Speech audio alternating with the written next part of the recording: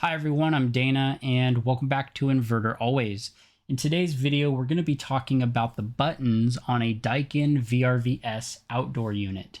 This is going to be episode 8, part of our Daikin VRVS install series. Very good information to know when you are the person who's powering up and firing off and commissioning a Daikin VRVS system. In the last video, we talked all about the binary, the LEDs, all those lights on the outdoor unit, what they mean and how to understand them. In this video, we're going to be building off of that, where now we're going to be getting into the menus. We're going to be talking about how to navigate the menus, differentiate between which menu you're in. And the next couple of videos that we do, honestly, are going to build off of that last video where you need to know what the light values mean. So if you haven't already, I highly recommend checking out that video. I put a card up in the corner now for you guys, so you can go check that out, take some notes, practice a little bit. It isn't too complicated once you get the hang of it, and then come back to this video and so on and so forth with the rest of the series, just depending on when you're tuning in. It's a lot of information to get through, you guys, but I think once we talk about it, it should make more sense, especially if this is your first time doing a VRVS. This is going to be very helpful, I hope, for you guys out there who maybe don't quite understand what all these lights and buttons do and what their functions are. So you guys, if you enjoyed today's video, please click the like button below, and if you haven't already, please consider subscribing. I anticipate you guys are going to have questions. If you do, don't hesitate. Put your questions in the comments below. I read all of your comments. I always do my best to respond to your comments as well. And as I've said throughout this series, there are no bad questions, you guys. It's very common. If you have a question, you might think, oh, this is a stupid question. I guarantee somebody else is thinking the same thing. I always tell my guys when I'm actually doing a class in person, guys, we're one big happy family here. We're all trying to learn the same thing. We're trying to absorb as much as possible. You guys are all my sponges today. So don't hesitate to ask questions, okay? All right. There's a lot of information to get into here, you guys, so let's jump right in.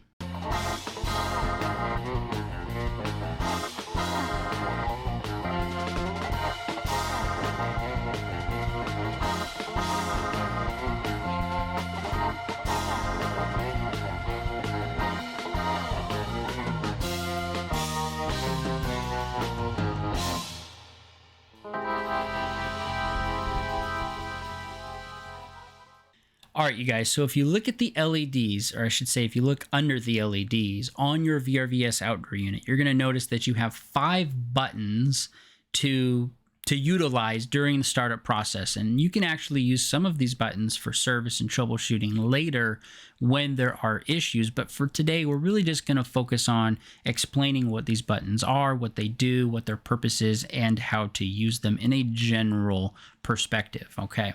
So the first button that I want to talk to you guys about is the mode button. It is the button all the way to the left. It's right underneath the H1 and H2P lights. And it says right underneath the button, mode.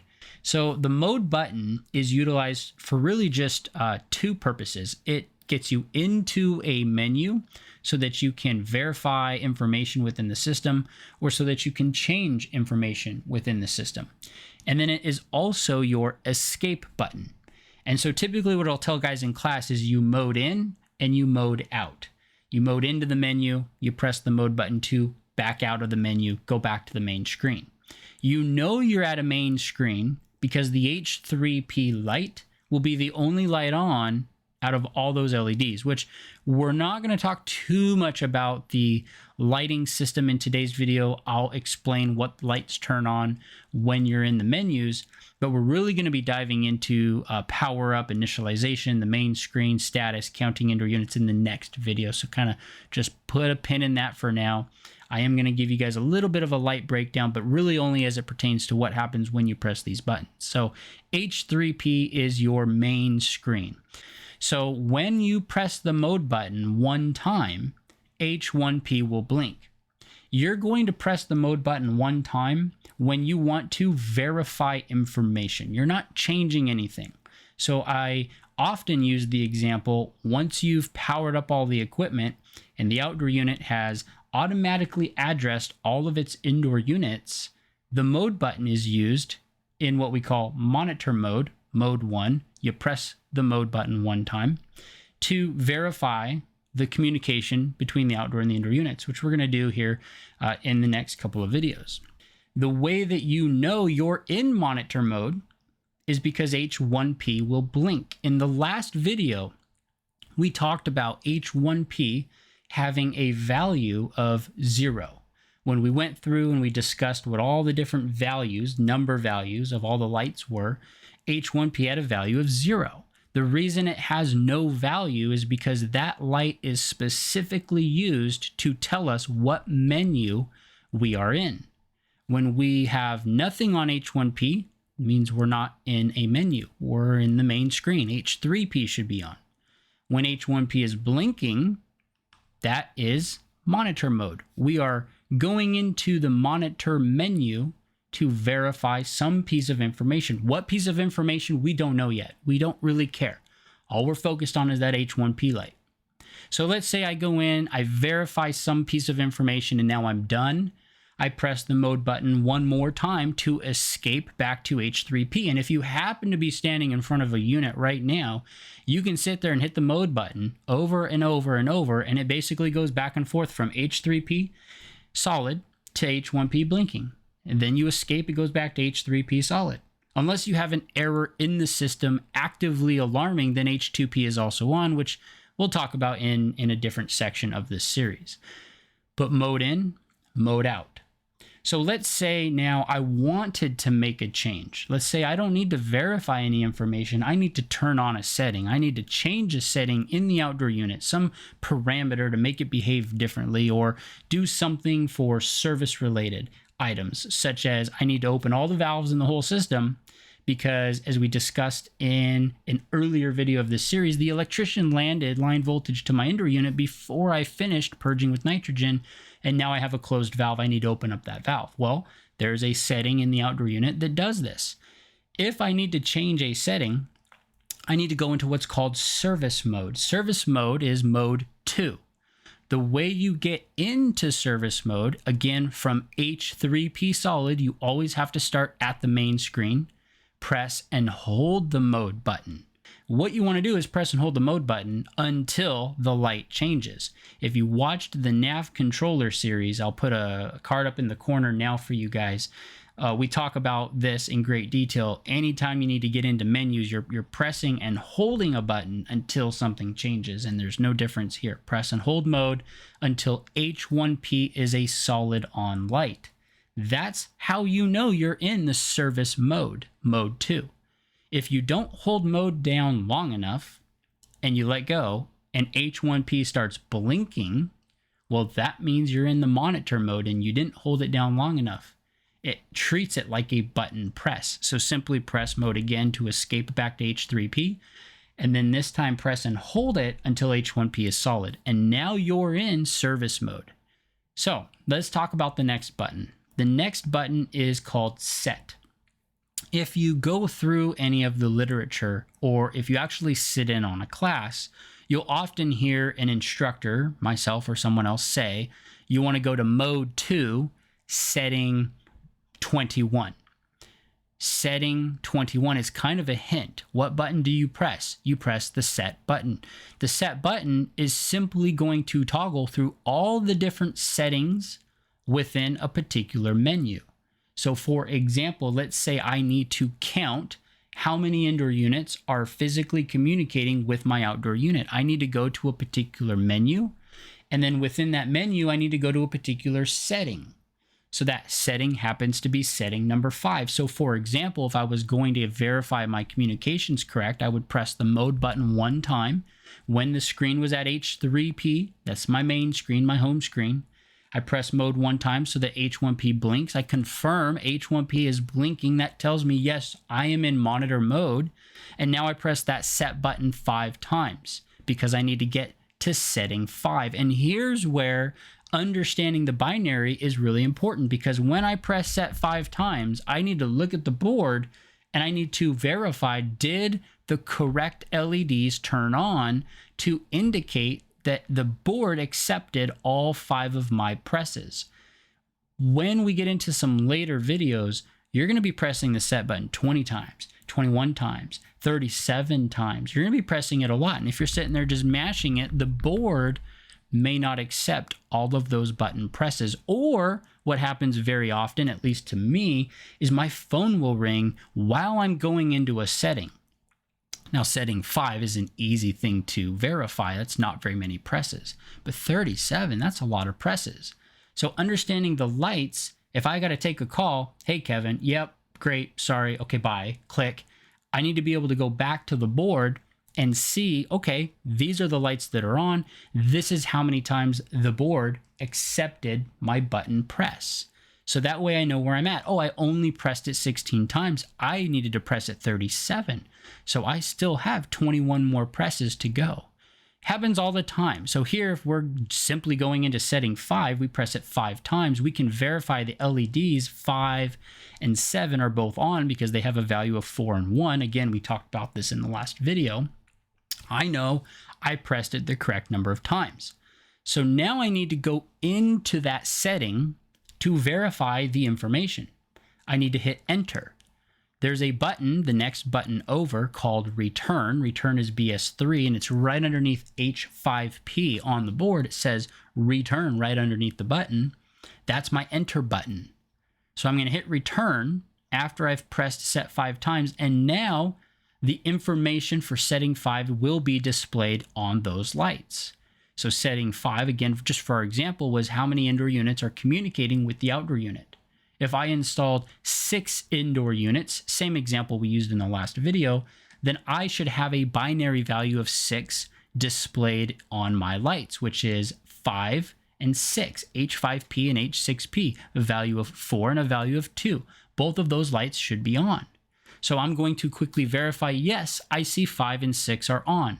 Now H1P is still going to be blinking, so don't freak out about that. And that's telling you, hey, you're still in monitor mode. It's going to be blinking the whole time I am in that menu. So technically you'll have H1P blinking with 5 and 6 on, telling you, hey, you have 6 communicating indoor units. After you verify that information, whether that information matches what you physically installed, or if it doesn't match what you installed, doesn't matter, to escape, you simply press the mode button 1 time. Now, here's where we are going to kind of push pause, because when you have a correct number of indoor units matching the LED sequence, you're good to go. You can go on to the next step. If for some reason, let's say I installed 6, but I only saw H5P turn on. Well, that means that the outdoor unit actually only sees, it's only communicating with 4 of the 6 indoor units. So now what? How do I know, well, shoot, I'm missing 2, but which 2? Daikin has a really cool troubleshooting feature called forced fan. And we're going to be doing forced fan in a different video, a video that's dedicated pretty much just to forced fans. So that way, those of you who need it can just jump right to it. But it's a pretty neat feature, and you do it all from this outdoor board. And then all you got to do is walk around the site and see, well, which units are not operating their fans, and those are the units that aren't communicating with the outdoor unit. But again, we'll talk more about that in another video. So we understand what the mode button does, we understand what the set button does, and we understand what the return button does. Now I want to do an example where we're going to go into the service mode, mode 2, and we're actually going to change information, because the set button, once I hit return and I go into a setting that's in service mode, the set button is also going to toggle through all of your options. So you use set to get to the setting you need, you hit return to enter, go into that setting, and then you hit set to toggle through all the different options. Now, many of the settings might only have an on-off type of option, so you're not really toggling between much, on or off. But some settings have multiple options, a number of degrees outside that the heat pump is going to lock out at, things like that. So it's not always going to be an on-off type of thing. But setting does 2 things. So if I need to change a setting, let's say I need to turn on a feature, let's just use force fan for an example, since I've already introduced it to you guys.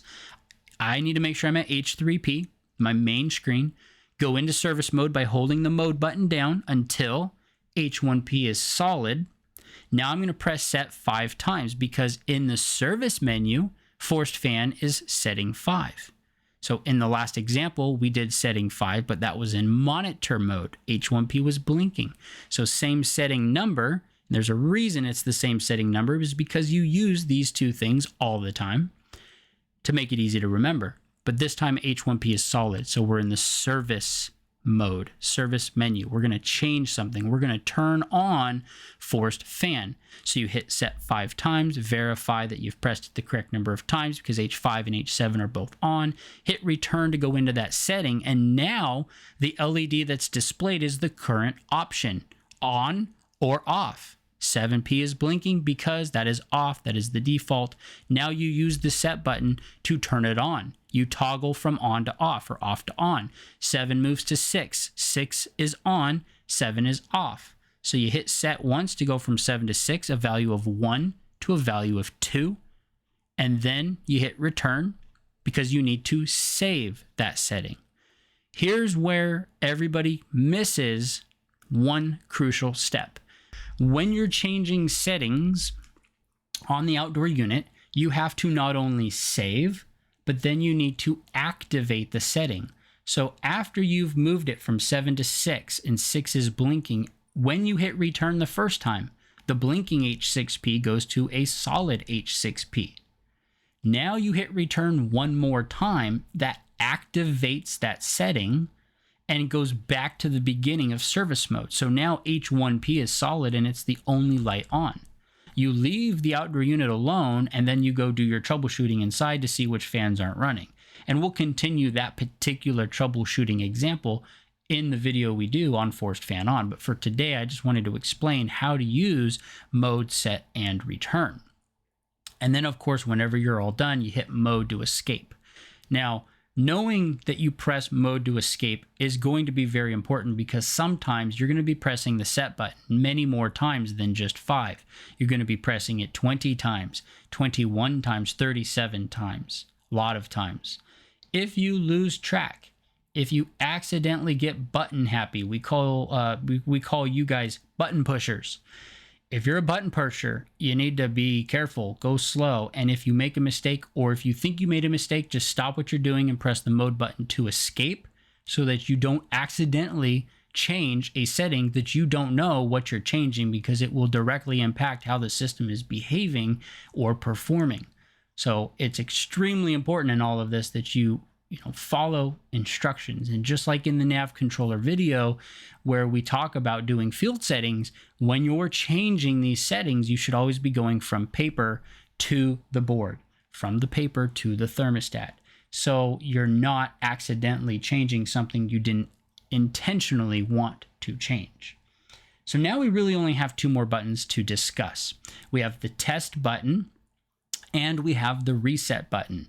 And these are very, very easy buttons. You only use them once, usually, and then you never need them again. So the primary focus of this video is all on the mode, set, and return buttons.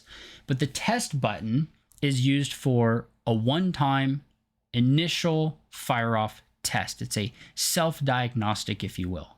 It does not test the equipment to verify best performance or anything like that. It is only going to test the system to see, can I physically operate based on the installed conditions?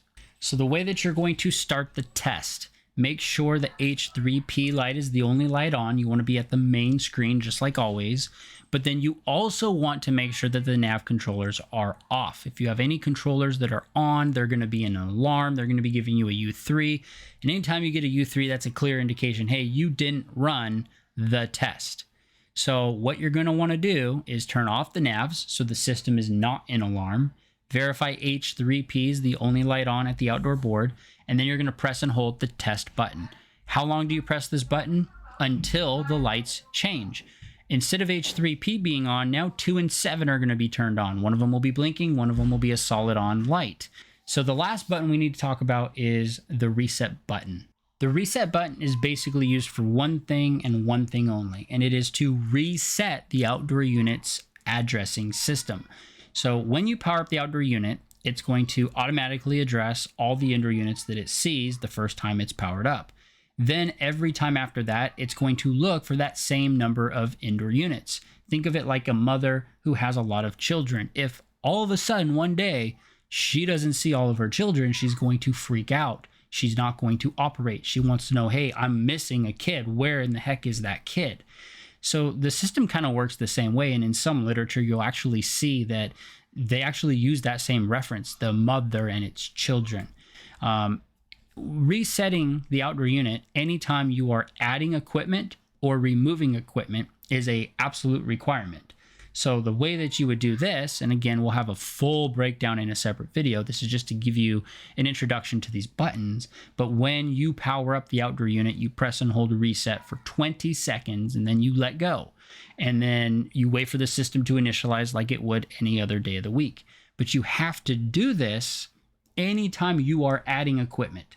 So in an earlier example where we were missing 2 indoor units, we had to go do force fan on. We found the 2 indoor units that were missing. We came back to the outdoor unit, and now we have to reboot the system, and we have to press and hold reset for 20 seconds when we power the outdoor unit back up to tell it, hey, I want you to go out and readdress, go look for all the indoor units all over again because I just added a few more indoor units. Same thing if you ever need to remove an indoor unit from a system, you would do the same thing anytime you're adding or removing. Otherwise, what you're going to get is a communication error or a UH error. There's a few different error codes that could populate depending on what stat you're looking at and if you're looking at the outdoor unit versus the indoor unit. But regardless, you're going to get a communication error code. So you need to reset the addresses. So that's what that button does. It has absolutely no other purpose than to just reset the addressing. So that's going to be about it for today, you guys. I know it's a lot of information to get through. I hope this information has been helpful. These last 2 videos are really going to build into the next several videos. So in the next video, we're going to be talking about powering up the equipment, getting through the initialization process, how to make sure everything went smoothly. And then we'll be talking about counting indoor units and then forced fan on. And then we'll talk about test operation. So we've got a lot of content still in the pipeline, you guys. If you have any questions at all about today's video or last week's video about the lights, don't hesitate. Put them in the comments below. I read through all of your guys' comments. I appreciate all of your engagement. I love the interaction. And there is no bad questions, as I've said throughout this series. If you guys are thinking about something, chances are somebody else is thinking about it too, and we are all here to learn. So there are no bad questions. Don't hesitate. Put them in the comments below, and I'll do my best to respond to all of you. If you enjoyed today's video, please click the like button below. It really helps out my channel. And if you haven't already, please consider subscribing. Thank you so much for watching Inverter always, you guys. I hope you all have an awesome day.